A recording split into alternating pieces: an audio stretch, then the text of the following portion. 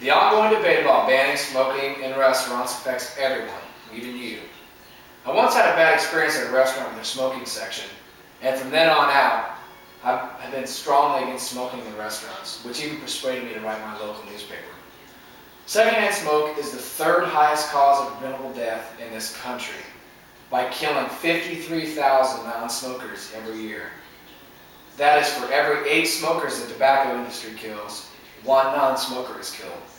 In 2002, Environmental Health and Safety Services' 10th report on carcinogens classifies secondhand smoke as a Group A carcinogen, which means that it is now known to cause cancer and doesn't have a safe level of exposure. Banning smoking in restaurants is a way to significantly improve public's health. First of all, let's look at why smoking in restaurants is harmful to non-smokers. Side stream smoke is just as harmful as mainstream smoke. Side stream smoke is a smoke that comes from the lighted tip of the cigarette, and mainstream smoke is the smoke that comes from inhaling through the mouthpiece. In 2002, the World Health Organization International Agency concluded that passive smokers are exposed to the same carcinogens as active smokers, which means that passive smokers are at the same level of risk as the active smokers. Another important reason why non-smokers' health is in jeopardy in restaurants is the air pollution. Dr. Glantz, who started the tobacco scam project at the University of California, concluded that secondhand smoke is by far the most dangerous air pollutant that most Americans ever will encounter, meaning that indoor air pollution that is found in a restaurant is far greater than the pollution found from outside. Because the chemicals from cigarettes have nowhere else to go, it's not like the chemicals can just disintegrate. So what about a ventilation system? Dr. Glantz also commented on ventilation systems in restaurants. He states that they may reduce the odor, but they fail to guard against secondhand smoke's real health dangers. Therefore, he insists that ventilation systems are a political poly that keeps smoke in restaurants and shifts costs, not protecting people from the dangers of secondhand smoke. One might think that being exposed to secondhand smoke for a short period of time is not harmful, but that's exactly the problem. Only 20 minutes of exposure to secondhand smoke can cause heart arteries to reduce their ability to dilate, therefore diminishing the heart's ability to give life-giving blood. It can also activate blood platelets, which could eventually cause heart attacks by blocking the heart's arteries. Being exposed for 30 minutes can start to show negative effects on cholesterol levels. Plus, exposure over 2 hours can increase a person's risk of having an irregular heartbeat.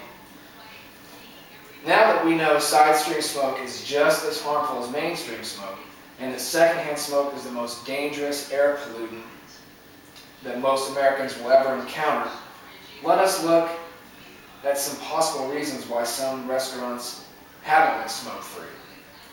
One main reason owners won't go smoke-free is the fear of losing revenue.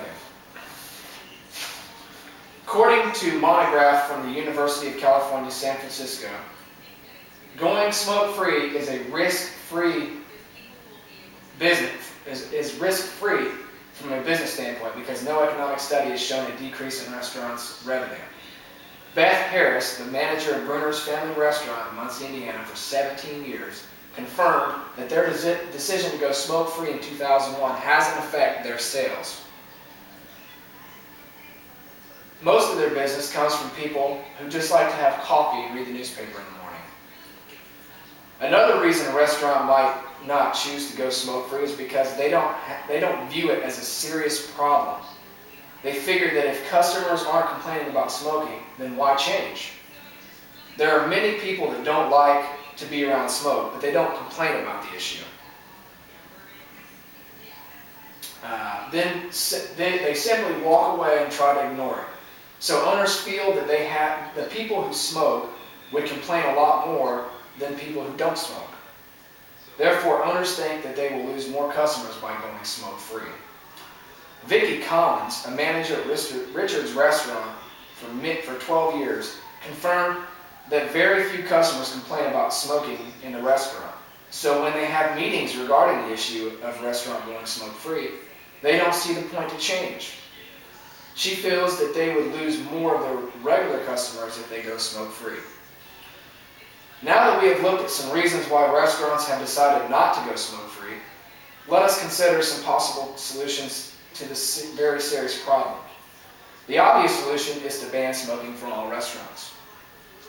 There was a study done in Helena, Montana, after a city banned smoking in the workplaces, which includes restaurants. For 6 months, they recorded the number of admissions to the local newspaper or local hospital for heart attacks. They found that the admission rate dropped 40%. This would allow any person to conclude that enacting smoke-free worksite policies is one of the most cost-effective means of reducing the risk of disease and death from secondhand smoke. Another solution that could influence a restaurant's decision to go smoke-free is for non-smokers to speak out on the topic. Let the restaurant owners know that non-smokers make up a huge portion of their customers. A poll done by the National Center for Tobacco-Free Kids confirmed that only about 28% of the adults in Indiana smoke. So if smoking bothers you, speak out. Restaurant owners won't know unless you complain. Make them realize how serious this issue is and how it is a dangerous threat to your health. In conclusion, banning smoking in restaurants is an issue that affects everyone. Smoking in restaurants is harmful to non-smokers because side-stream smoke is just as dangerous as mainstream smoke. And because secondhand smoke is by far the most dangerous air pollutant that Americans will ever come into contact with. We have also determined that owners haven't gone smoke-free because of the fear of losing revenue and that people who smoke would complain a lot more than non-smokers. We have also discussed possible solutions to this problem, such as banning smoking in restaurants or non-smokers to speak up if they are uncomfortable about being around smoke. Only 38% of the United States and the U.S. have laws regarding smoking in restaurants. Indiana has only 2 cities that have laws, Fort Wayne and Bloomington. So what I ask of you is to speak out. If not for yourself, for your friends, family, and your future children. I also want to pass around a piece of paper that has all the restaurants in Muncie that are smoke-free. There aren't many, but there are many restaurants on there, but there are so many more that are not on there. Before I do that, I want to leave you with a quote that a friend told me once, which really made me think the next time I went to a restaurant. A smoking section in a restaurant is like a peeing section in a pool. Now I'm going to pass around this piece of paper that has all the restaurants. You can pass that around. A lot of restaurants that aren't on there. So speak up and let's try to get this done.